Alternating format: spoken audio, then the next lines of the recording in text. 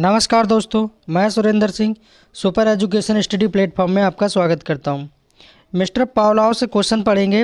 Pavlov से 1 से 2 प्रश्न आ जाते हैं। 1 से 2 नंबर पावलोव के बारे में पूछा जाता है, चाहे वो यूपी टेट स्टेट लेवल का कोई टेट हो या सी टेट हो। सी टेट तो पूछता है पावलोव के बारे में। तो ये मिस्टर पावलोव की इमेज है, आप देख सकते हैं पावलोव की इमेज को।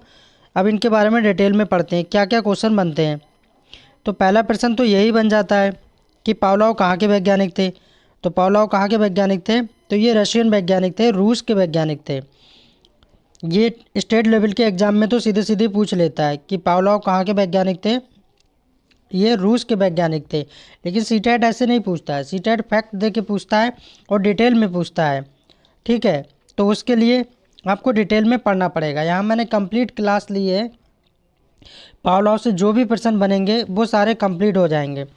अब पावलोव को नोबेल पुरस्कार मिला था, कब मिला था? 1904 में मिला था। नेक्स्ट देखते हैं, इनके अनुसार किसी की उत्तेजना के पैरेलल पर अगर कोई सिग्नल निश्चित कर दे तो वह समान प्रतिक्रिया यानी रिस्पॉन्स करेगा जितना वह उत्तेजना बढ़ाने पर करता था। शास्त्रीय अनुबंधन का सिद्धांत, कई बार ये क्वेश्चन पूछा गया है, कम से कम 100 बार पूछा गया है। ये क्वेश्चन बहुत महत्वपूर्ण प्रश्न है और ये पूछा जाता है सीधे सीधे कि शास्त्रीय अनुबंधन का जनक किसको कहा जाता है, यह शास्त्रीय अनुबंधन का सिद्धांत किसने दिया है। तो आपका आंसर बदल नहीं जाएगा, मिस्टर पावलोव ही रहेगा। नेक्स्ट क्वेश्चन पढ़ते हैं। नेक्स्ट इसमें क्वेश्चन पूछा जाता है कि शास्त्रीय अनुबंधन का सिद्धांत तो पावलोव ने दिया है, लेकिन पावलोव ने प्रयोग किस पे किया था? बिल्ली पे किया था, चूहा पे किया था, कुत्ते पे किया था, बैल पे किया था, किस पे किया था? जब आपने थ्योरी को अच्छे से पढ़ा होगा तो आपको पता होगा कि उन्होंने किस पे प्रयोग किया था, कुत्ते पे किया था। ये यहाँ मैंने कुत्ते की इमेज ली है, डॉग की इमेज है। अब यहाँ आप देख सकते हैं, ये देखिए कुत्ता यहाँ पर बांध दिया है और एक घंटी और सामने खाना रख दिया है। ये सामने यहाँ क्या रखा है? खाना रखा है। यहाँ खाना रख दिया है, यहाँ कुत्ते को बांध दिया गया है और एक बैल भी बजा दी गई है, घंटी। यहाँ पर एक घंटी भी रख दी है। होता क्या है, इसकी थ्योरी में थोड़ा सा डिटेल में जान लेते हैं। बार बार कुत्ते को खाना दिया जाता है और जितनी बार खाना दिया जाता है उतनी बार घंटी को बजाया जाता है। और एक समय ऐसा आता है कि घंटी नहीं बजाई जाती है, तब भी कुत्ता समझ जाता है कि खाना आने वाला है, खाना मिलने वाला है। थोड़ा और पढ़ लेते हैं डिटेल में मिस्टर पावलोव के बारे में। पावलोव ने अपना प्रयोग कुत्ते पे किया था। हाँ बिल्कुल किया था, उन्होंने कुत्ते पे प्रयोग किया था। उसने कुत्ते को एक पिंजरे में भूखा रखा था, जैसे मैंने ऊपर इमेज में दिखाया था, एक पिंजरे में भूखा रखा था, भूखा डॉग था। जब उसने उसे खाना दिया तो खाना को देखते ही कुत्ते के मुंह में क्या आ गया? लार आ गई। खाना को देखते ही कुत्ते के मुंह में क्या आ गई? लार आ गई और लार टपकना शुरू हो गई। जब वह कुत्ते को खाना देता था तो खाना देने से पहले एक घंटी बजा देता था, यानी जो भी खाना दिया जाता था उससे पहले एक घंटी बजा दी जाती थी। कुछ दिन बाद, जैसा कि मैंने पहले बताया था इमेज में, कुछ दिन बाद कुत्ते को लगने लगा कि जब घंटी बजेगी तभी खाना मिलेगा। फिर कुत्ता क्या करता था, खाने से पहले ये सोचता था कि जब घंटी बजेगी तब खाना मिलेगा। अब जैसे ही घंटी बजती थी तब कुत्ते के मुंह से लार टपकना शुरू हो जाती थी। क्या टपकती थी? लार टपकना शुरू हो जाती थी। अब उत्तेजना बढ़ाने का काम कौन कर रहा है? घंटी कर रही है। उसकी उत्तेजना बढ़ाने का काम कौन कर रहा है? घंटी कर रही है। और इस तरह कुत्ता घंटी के साथ संबंध स्थापित कर देता है। तो ये इसकी थ्योरी थी, जिसमें मैंने इमेज के माध्यम से ऊपर दिखाया था कुत्ते के बारे में।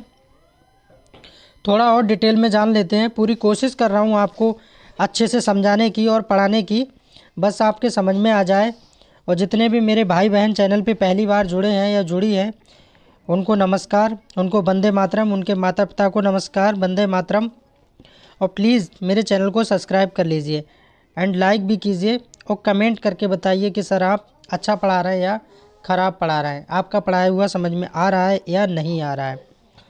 तो उद्दीपक सामान्यीकरण के बारे में देखेंगे।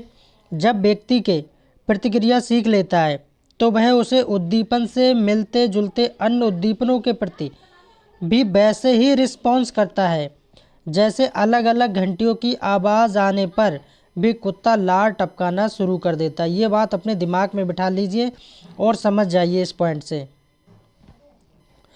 विलोपन के बारे में पढ़ेंगे। अगर कंडीशनड स्टिमुलस के साथ बाद अनकंडीशनड स्टिमुलस प्रदान ना करें तो कुछ समय बाद रिस्पॉन्स आना बंद हो जाता है।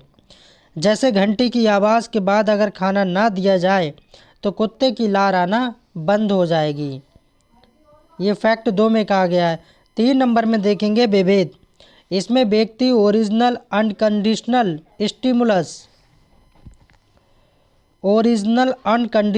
स्टिमुलस और अदर स्टिमुलस के बीच विभेद या अंतर करना शुरू कर देता है।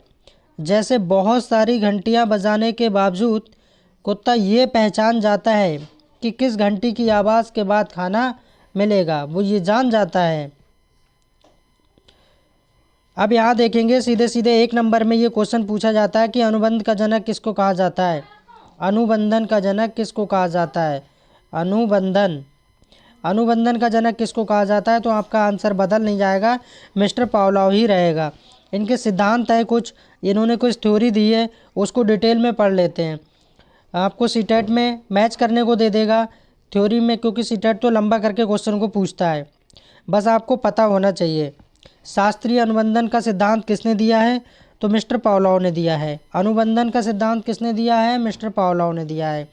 अनुकूलन का सिद्धांत किसने दिया है, पावलोव ने दिया है। क्लासिकल थ्योरी किसने दी है, पावलोव ने दी है। अधिगम का प्राचीन सिद्धांत या परंपरागत सिद्धांत किसने दिया है, पावलोव ने दिया है। तो ये सारे सिद्धांत किसने दिए हैं, मिस्टर पावलोव ने दिए हैं। ये ध्यान रखना है, इसमें से कुछ भी घुमा फिरा के पूछा जा सकता है, बस आपको पता होना चाहिए। नेक्स्ट देखते हैं, एस प्रकार की थ्योरी किसने दी है। क्वेश्चन में सीधे सीधे आपसे पूछा जाएगा, कभी वो विकल्प में रख देगा एस आर थ्योरी किसने दी है ना, या आर एस थ्योरी किसने दी है, या एस प्रकार की थ्योरी किसने दी है। तो पावलोव के बारे में पूछेगा तो आपको याद रखना है एस प्रकार की थ्योरी किसने दी है, मिस्टर पावलोव ने दी है। नेक्स्ट पढ़ते हैं, कक्षा में विद्यालय की घंटी बजने पर छात्रों द्वारा अपना बस्ता बंद करना अनुबंधन कहलाता है। इसमें आप समझते होगे, क्योंकि आप भी छोटे क्लासों से आए हो, बस्ता लेके जाते होगे 5 क्लास 6 क्लास 8 क्लास, ठीक है। तो उसमें क्या होता था, इंटरवल जो होता था, 8 घंटे लग रहे हैं तो 8 में 4 घंटे जब हो जाते तो इंटरवल हो जाता था।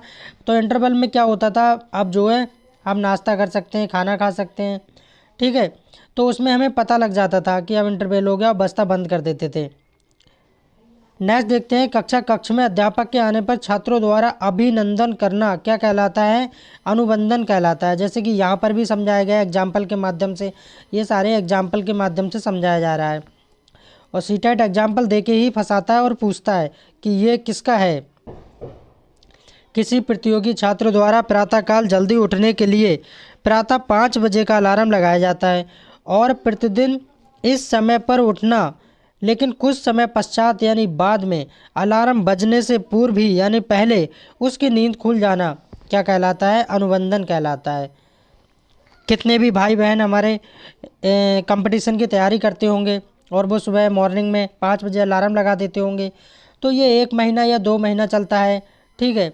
तो ये लगातार ये सब इस तरह से पढ़ाई करने से क्या होता है, फिर एक समय ऐसा आता है कि हमें अलार्म बजाने की ज़रूरत नहीं पड़ती है। हम उसी समय 5 बजे के समय बिना अलार्म लगाए उठ जाते हैं और अपनी जो कंटिन्यू स्टडी है, जो तैयारी है, जो हमारा वर्क है, उस पर फोकस करने लगते हैं।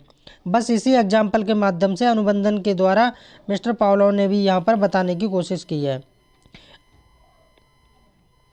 अब मैंने यहाँ पर पावलोव से 2 क्वेश्चन लिए हैं, किस तरह के क्वेश्चन बनते हैं आप देख लीजिए। पावलोव ने अपने क्लासिकल अनुबंधन में निम्नलिखित में से किस पर प्रयोग किया था। आपको मैंने थ्योरी पढ़ के बता दी है और समझा भी दिया है। अब किस पे प्रयोग किया, आपने अच्छे से थ्योरी को पढ़ा होगा तो आप इसका आंसर कर सकते हो। किस पे किया था, कुत्ते पे किया था, तो पहले का डी सही हो जाएगा। ना कि हाथी पे, ना गधा पे, ना बिल्ली पे, कुत्ते पे प्रयोग किया था मिस्टर पावलोव ने। और कुत्ते के मुंह में क्या आ जाती थी, लार आ जाती थी, किसको देख के, खाने को देख के। और एक घंटी भी रख दी थी जो खाने से पहले घंटी को बजाया जाता था। दूसरा प्रश्न है, एक बालक एक बार जलने के बाद अंगीठी से दूर रहता है। और ये उदाहरण किसका है? प्रयास एवं त्रुटि के सिद्धांत का, क्रिया अनुबंधन का, शास्त्रीय अनुबंधन का या अंतर्दृष्टि के सिद्धांत का? तो ये किसका है? शास्त्रीय अनुबंधन के सिद्धांत का उदाहरण है। और ये वीडियो यहीं पे समाप्त होती है और मिलते हैं नेक्स्ट वीडियो में फिर एक अच्छी क्लास के साथ। सीटेट का कंप्लीट मैं सीडीपी और ईवीएस सारी क्लासें दे रहा हूँ। Thanks for watching. Please subscribe my channel.